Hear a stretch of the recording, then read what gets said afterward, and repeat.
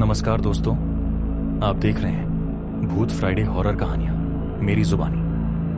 और आज मैं जो कहानी सुनाने जा रहा हूं वो सिर्फ एक कहानी नहीं है, एक डरावना एहसास है, एक ऐसा अनुभव जो आपकी रूह तक को हिला देगा। नमन 26 साल का एक टैलेंटेड ग्राफिक डिजाइनर जो दिल्ली जैसे भीड़ भाड़ और इतिहास में डूबे शहर में अपनी सामान्य सी जिंदगी जी रहा था। लेकिन उसे नहीं पता था कि इस शहर की सड़कों, इमारतों और गलियों में इतिहास के साथ साथ कुछ अनदेखा भी दफन है। लेकिन कहानी शुरू करने से पहले एक छोटी सी विनती है। दोस्तों, आपने बहुत कहानियां सुनी होंगी, लेकिन आज जो आप सुनने जा रहे हैं वो शायद आपको नींद से दूर और डर के बेहद करीब ले आए। इसलिए हेडफोन जरूर लगाइए और कहीं अंधेरे में बैठकर सुनिए, ताकि डर पूरी तरह से आपके साथ रह सके। हम जैसे छोटे क्रिएटर्स दिन रात मेहनत करके आपके लिए ये कहानी यहां तैयार करते हैं, लेकिन जब आप बिना सब्सक्राइब किए निकल जाते हैं तो सच में बहुत दुख होता है। इसीलिए अगर आप चैनल पर नए हैं तो चैनल को सब्सक्राइब कीजिए और उस डरावनी सी बेल आइकन को भी दबाइए, ताकि हर शुक्रवार आपकी रातें और भी सिहरन भरी हो जाएं। और अगर कहानी दिल को छू जाए या रूह को डरा दे तो एक लाइक तो बनता है दोस्त। कमेंट करना मत भूलिएगा, ताकि हमें भी पता चले कि अगली बार आपको और कितना डराना है। बिना किसी देरी के कहानी शुरू करते हैं। नमन 26 साल का एक टैलेंटेड ग्राफिक डिजाइनर। दिल्ली एक ऐसा शहर जो दिन में ऐतिहासिक लगता है, लेकिन रात में रहस्यों से भरा एक डरावना भूल भुलैया बन जाता है। यहाँ की हवाओं में सिसकियों की गूंज है और कुछ इमारतें ऐसी हैं जहां समय रुक गया है और आत्माएं आज भी उसी पल में कैद हैं। कहानी है एक ऐसी जगह की जहां जाने वाले अक्सर लौट तो आते हैं, लेकिन पहले जैसे नहीं रहते। कौटिल्य मार्ग की आत्मा दिल्ली की रात में जो दिखे उससे कभी नजरें मत मिलाना। आज हम बात कर रहे हैं दिल्ली के कौटिल्य मार्ग की। एक ऐसा रास्ता जहां रात में एक औरत सफेद साड़ी में दौड़ती हुई दिखती है, लेकिन जमीन पर नहीं, हवा में। कहानी शुरू होती है 2019 की एक बरसात भरी रात से। नमन एक 26 वर्षीय ग्राफिक डिजाइनर देर रात इंडिया गेट से अपने घर वसंत कुंज लौट रहा था। अपनी रॉयल एनफील्ड बाइक से निकला। कौटिल्य मार्ग पर आते ही उसके फोन का नेटवर्क चला गया। आसमान से बूंदें गिरने लगीं और सड़क पर कोई भी वाहन नहीं था। तभी उसे सामने एक औरत दिखाई दी, सिर झुका हुआ, सफेद साड़ी और नंगे पैर। नमन ने बाइक धीमी की और पूछा, मैम, आपको मदद चाहिए? औरत ने धीरे से सिर उठाया। उसकी आंखें पूरी काली थीं और अगले ही पल वो बाइक के साथ साथ हवा में दौड़ने लगी। नमन ने बाइक की स्पीड और तेज कर दी। दिल जोर जोर से धड़क रहा था और सांसें जैसे रुक सी गई। लेकिन पीछे से फिर वही आवाज, छन छन छन, जैसे कोई पायल पहने दौड़ती हुई उसके पीछे आ रही हो। हर बार जब उसने पीछे देखने की कोशिश की, बाइक और हिलने लगती। वो पसीने पसीने हो गया। ये क्या हो रहा है मुझसे? वो खुद से बड़बड़ाया और तभी कड़क, बाइक का ब्रेक अपने आप दब गया और टायर सड़क पर घिसटते हुए जोर से चीखे। नमन का सिर झटका खाकर आगे की ओर गिरा, लेकिन उससे पहले ही उसने एक अजीब सी ठंडी हवा अपने पास से गुजरते हुए महसूस की। धीरे धीरे उसने कांपते हाथों से पीछे मुड़कर देखा और जो देखा उसकी रूह तक जम गई। वो औरत अब सड़क पर नहीं थी। वो एक ऊंचे पेड़ की सूखी डाल से उल्टी लटकी हुई थी। उसके उलझे बाल नीचे लटक रहे थे और चेहरा, गर्दन पूरी तरह पीछे मुड़ी हुई थी, जैसे किसी ने उसे तोड़कर उलटा जोड़ दिया हो। उसकी आंखें सीधी नमन की आंखों में झांक रही थीं, काली, खाली और बर्फ जैसी ठंडी। नमन ने चीखने की कोशिश की, मगर गले से कोई आवाज नहीं निकली, सिर्फ सन्नाटा और दिल की थरथराह। नमन की सांस अटक गई थी। वो औरत अब भी उसी पेड़ की डाल से उलटी लटकी हुई थी, लेकिन अब वो हिल नहीं रही थी, बस ऐसे जैसे हवा भी उसे छूने से डर रही हो। नमन का पूरा शरीर सुन्न पड़ चुका था। उसने कांपते हाथों से दोबारा बाइक स्टार्ट करने की कोशिश की। किक किक किक, बाइक खांसती रही, फिर अचानक स्टार्ट हो गई। नमन ने बिना पीछे देखे फुल एक्सेलरेटर दबा दिया। बाइक जैसे हवा से बात करने लगी।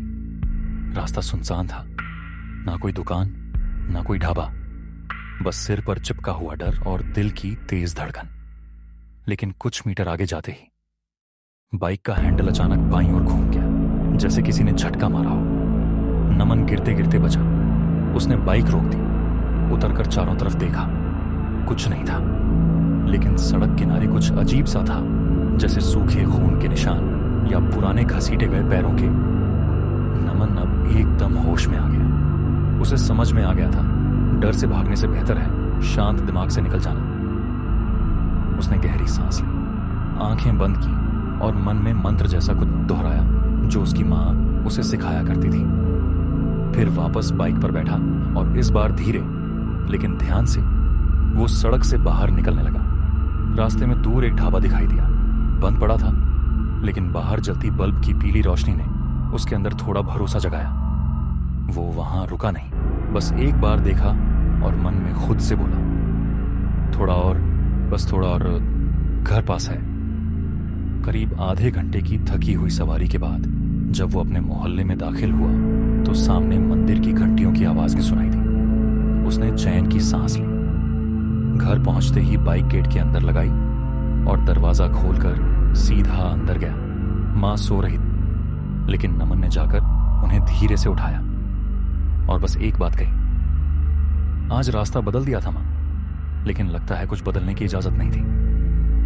नमन की उस रात के बाद सब कुछ शांत लग रहा था, लेकिन डर की कहानियां अक्सर वहीं खत्म नहीं होती जहां हम सोचते हैं। 2 हफ्ते बाद रविवार की दोपहर अंकित और साक्षी, 2 यूट्यूबर दोस्त, लोकल हॉन्टेड स्पॉट्स पर वीडियो बनाते थे। इस बार किसी लोकल ने उन्हें एक जगह सजेस्ट की थी, कौटिल्य मार्ग, जहां कुछ अनएक्सप्लेन्ड सा हुआ था कुछ दिन पहले। शाम करीब 5:30 बजे वो दोनों वहां पहुंचे। रोड सुनसान थी, सूरज ढलने को था। साक्षी कैमरा सेट कर रही थी, अंकित ने माइक चेक किया। लेकिन जैसे ही रिकॉर्डिंग शुरू हुई, कैमरे की स्क्रीन बार बार ब्लैकआउट होने लगी। कभी क्लियर दिखता, कभी जैसे किसी ने कैमरा ढक दिया हो। साक्षी को लगा कोई टेक्निकल दिक्कत है, लेकिन फिर रिकॉर्ड हुए फुटेज में सिर्फ एक चीज दिखी, एक लंबा सा साया, स्त्री जैसा, जो धीरे धीरे कैमरे की ओर बढ़ रहा था और पास आते ही धुंध में बदल जा रहा था। 1 बार नहीं, 3 बार। साक्षी ने कैमरा ऑफ किया। क्या ये कोई इफेक्ट है? उसने सोचा। अंकित कुछ देर चुप रहा, फिर बोला, मुझे ऐसा लग रहा है जैसे कोई हमारी पीठ के पीछे खड़ा है, बहुत पास, बहुत ठंडा। उन्होंने शूट वहीं रोक दिया और घर लौट गए। अगले दिन अंकित की हालत बिगड़ती है। सुबह सुबह साक्षी को अंकित की मां का कॉल आया। बेटा, अंकित को क्या हो गया है? ये बड़बड़ा रहा है, आंखें लाल है और बाल ऐसे उलझे हुए जैसे किसी ने खींचे हों। साक्षी दौड़ती हुई उसके घर पहुंची। दरवाजा खोलते ही जो देखा, उसके पैरों तले जमीन खिसक गई। अंकित कोने में बैठा था, फटी फटी आंखों से घूरता हुआ। वो बार बार एक ही बात दोहरा रहा था, वो वापस आएगी, उसने कहा है, उसने मुझ में घुसने की कोशिश की, वो अभी भी पास है। साक्षी डर के मारे 2 कदम पीछे हट गई। उसकी नजर अंकित के हाथ पर पड़ी, जहां किसी औरत की उंगलियों जैसे गहरे नीले निशान थे। वापस पुरानी घटना। नमन ने एक बुजुर्ग गार्ड से बात की, जो पिछले 30 सालों से वहां काम कर रहा था। उसने बताया, सालों पहले एक महिला को रात में एक डिप्लोमेट की कार ने कुचल दिया था। किसी ने उसकी मदद नहीं की। उसकी लाश सुबह पेड़ से लटकी मिली, साड़ी के पल्लू से। अब हर साल उस रात उसकी आत्मा यहां लौटती है। औरत अब उन लोगों के पीछे जाती है जो रात में वहां रुकते हैं या उसकी आंखों में आंखें डालकर सवाल करते हैं। कहानी वहीं खत्म नहीं होती। 1 साल बीत गया था उस रात को, जब नमन कौटिल्य मार्ग से किसी तरह अपनी जान बचाकर लौटा था। लेकिन कुछ सवाल अब भी उसके अंदर जिंदा थे। क्या वो औरत असली थी या सब उसके दिमाग का भ्रम? क्या सच में किसी ने उस सड़क पर अपनी जान गंवाई थी या सिर्फ अफवाहें थीं? नमन खुद को रोक नहीं पाया। ठीक वही तारीख, वही रात और वही समय, वो फिर उसी रास्ते पर लौट गया। 2:30 AM सीसीटीवी फुटेज स्थानीय पेट्रोल पंप के सीसीटीवी में दर्ज हुआ। एक बाइक तेजी से कौटिल्य मार्ग में दाखिल होती है। समय 2:30 AM। राइडर ने हेलमेट पहन रखा है। बाइक की हेडलाइट जंगल जैसी सड़क को काटती हुई आगे बढ़ती है, लेकिन उसके बाद वो बाइक कभी बाहर नहीं आती। अगली सुबह एक चौंकाने वाली खोज। सुबह करीब 6:20 बजे एक राहगीर कौटिल्य मार्ग से गुजर रहा था। उसकी नजर सड़क किनारे एक पेड़ की ओर पड़ी, जहां एक मोबाइल फोन पेड़ की डाली से लटक रहा था। फोन का स्क्रीन टूटा हुआ था, लेकिन अब भी रिकॉर्डिंग ऑन थी। राहगीर ने डरते डरते फोन उठाया और प्ले किया। वीडियो खुलते ही झटका लग गया। रिकॉर्डिंग में क्या था? वीडियो के पहले कुछ सेकंड्स में सिर्फ बाइक की हेडलाइट दिखाई देती है, धुंध, सुनसान सड़क और नमन की भारी सांसें। फिर अचानक लाइट के ठीक सामने कोई खड़ा दिखाई देता है। एक औरत जैसी आकृति, सफेद साड़ी में, बाल चेहरे पर बिखरे हुए। लेकिन सबसे डरावनी बात, वो कैमरे की सीधी लेंस में घूर रही थी। ना कोई हरकत, ना कोई आवाज, बस नजरें, जैसे वो नमन के पार देख रही हो। फिर अचानक वीडियो ब्लैक हो जाता है और आखिरी आवाज जो रिकॉर्ड होती है, तू फिर लौट आया, अब कभी नहीं जाएगा। रहस्य गहराता है। नमन की बाइक नहीं मिली, ना उसकी बॉडी, ना कोई और सुराग, लेकिन फोन, फुटेज और तारीख सब एक ही कहानी कह रहे थे। कुछ अधूरा था और अब उसने अपना जवाब ले लिया है। साक्षी उस रात अंकित के साथ शूट पर गई थी। उसे कैमरे में कुछ अजीब जरूर लगा था, पर वो सिर्फ एक ग्लिच समझकर आगे बढ़ गई। लेकिन जब नमन की अंतिम रात का वीडियो वायरल हुआ और लोगों ने उसकी रिकॉर्डिंग में उसी औरत का चेहरा देखा जो साक्षी ने अंकित के वीडियो में परछाई की शक्ल में देखी थी, तो साक्षी को यकीन हो गया, ये सब जुड़ा हुआ है। कभी कभी डर एक जगह से नहीं, एक वादा अधूरा छोड़ देने से जन्म लेता है। नमन उस डर को दोबारा देखने गया था, और शायद अब वो उस डर का हिस्सा बन चुका है। कभी कभी हम सोचते हैं कि डर सिर्फ कहानियों में होता है, लेकिन दिल्ली की ये रातें कुछ और ही कहती हैं। सब कुछ एक आम सी रात से शुरू हुआ था, जब नमन, एक 26 वर्षीय ग्राफिक डिजाइनर, कौटिल्य मार्ग से लौट रहा था और कुछ ऐसा देख बैठा जो इंसानी समझ से बाहर था। उस रात एक औरत जो पेड़ से उल्टी लटकी मिली थी, उसकी याद नमन को साल भर तक सताती रही। और फिर 1 साल बाद उसी तारीख पर नमन दोबारा गया, लेकिन वो कभी वापस नहीं आया। बस एक टूटा हुआ मोबाइल मिला, जिसमें उसकी बाइक की लाइट में वही औरत कैमरे में सीधी घूरती दिखाई दी। उसके बाद स्क्रीन ब्लैक और नमन गायब। पुलिस रिपोर्ट बंद हुई। मीडिया ने इसे मेंटल इल्यूजन बताया, पर स्थानीय लोग अब उस रोड से गुजरना तक बंद कर चुके हैं। कुछ ही हफ्तों बाद अंकित और साक्षी, जो वहां शूट करने गए थे, उन्हें भी अजीब अनुभव हुए। कैमरे में सिर्फ एक साया रिकॉर्ड हुआ, जो धीरे धीरे पास आकर धुंध में गायब हो जाता था।